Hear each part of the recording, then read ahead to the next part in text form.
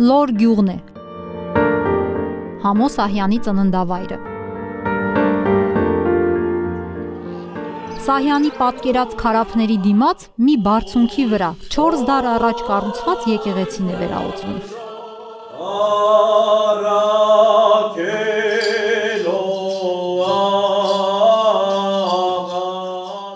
Լորեցիները, հատկապես տարեցներն, ընդգծում են, սա հրաշագործ վայր է, որին իրենք խաչ են անվանում, որտեղ մատաղ էին անում ու մոմ վառում նույնիսկ խորհրդային տարիներին։ Կիսավեր եկեղեցի էին բերում հիվանդներին բժշկելու հույսով։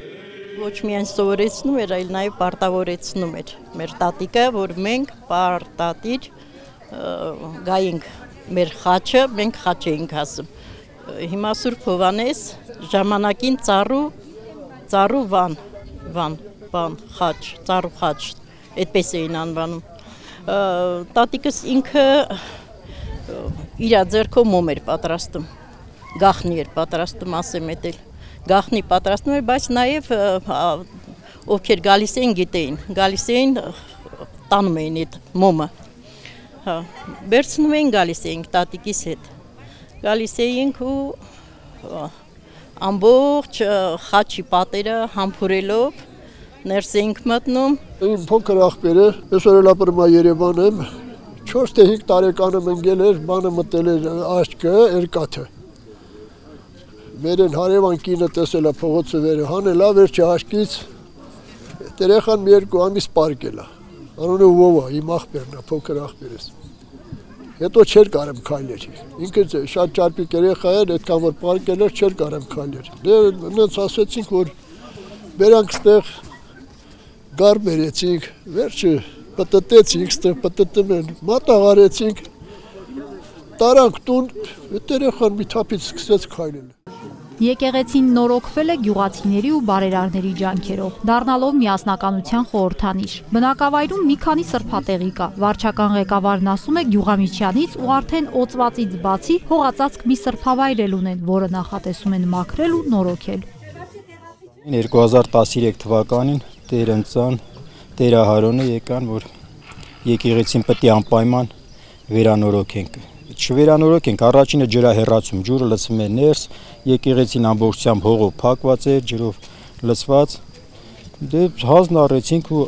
13 մարտի 1-ից սկսեցինք ջրահեռացումը։ Ջրահեռացումից հետո առաջացավ լիքը խնդիրներ, որ պետք է վերանորոգենք։ Եվ սկսեցինք վերանորոգման առաջին աշխատանքները։ Ի շնորհիվ Տեր Ընծայ, Տեր Ահարոնի եւ լիքը բարերարների։ Մենք չենք թվարկելու, ոչ էլ գրել ենք ովքեր են վերանորոգել, ովքեր են բարերարները, քանի որ չենք իմանում ով է կառուցել, թող չիմանան ով է վերանորոգել։ Եկեղեցու օծումը ծիսակարգ է, որը բաղկացած է մի քանի փուլից, բացատրում է Սյունյաց թեմի առաջնորդ Տեր Մակար եպիսկոպոս Հակոբյանը։ Շեշտում կարևոր է, որ ավերված կառույցները վերանորոգվեն, օծվեն ու նորից աղոթատեղի դառնան։ 5 տարի առաջ արդեն իսկ եկեղեցին պատրաստ էր վերաօծման, պատարակներն ինում էր, բայց վեմ քարով եկեղեցին օծված չէր, ժողովուրդը սպասում էին, որ մեկ օր պետք է օծեն եւ այդ օրը այսօր էր։ Յուրաքանչյուր եկեղեցի ունի արարողակարգ կառուցելուց հիմքերից մինչև ավարտը, թե ինչ ընթացակարգով է տեղի ունենում եկեղեցու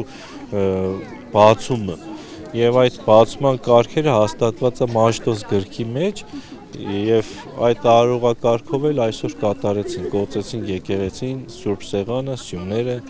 Լորն այս պահին հոգևորական չունի, հավատացյալներին կշարունակի առաջնորդել Դարբասի քահանան։ Սյունյաց թեմում 2025-ն առանձնանալու է եկեղեցիների վերաօծմամբ, մարզում հոգևոր զարթոնքի ժամանակաշրջան է, ընդգծում է եպիսկոպոսը։ Այսօր պատրաստ ունենք վերաօծման մի քանի եկեղեցիներ, Տեղ գյուղի Սուրբ Գևորգ եկեղեցին արդեն իսկ պատրաստ է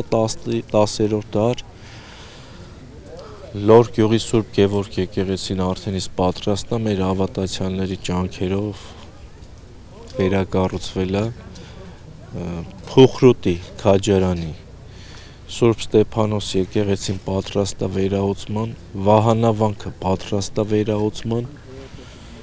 Որոտնավանքը, եթե այցելել եք, արդեն մեծ աշխատանքներ են կատարում մեր հավատացյալների ջանքերով։ Ինչ որ մենք ասում ենք մեր հավատացյալների ջանքերով, որովհետև մեր եկեղեցին ու մեր հավատացյալը տարբեր չեն։ Լոր այցելելիս բարձրացեք նաև Սուրբ Հովանես։ 1686 թվականին կառուցված ու մեր օրերում նորոգված եկեղեցու բակում յուրօրինակ խաղաղություն է։ Այստեղից բացվող բոլոր տեսարանները սահյանական են։ Քարափները ծաղկած մասրենիներով, բարդենիներն ու հերկած դաշտերն իսկապես բանաստեղծական են։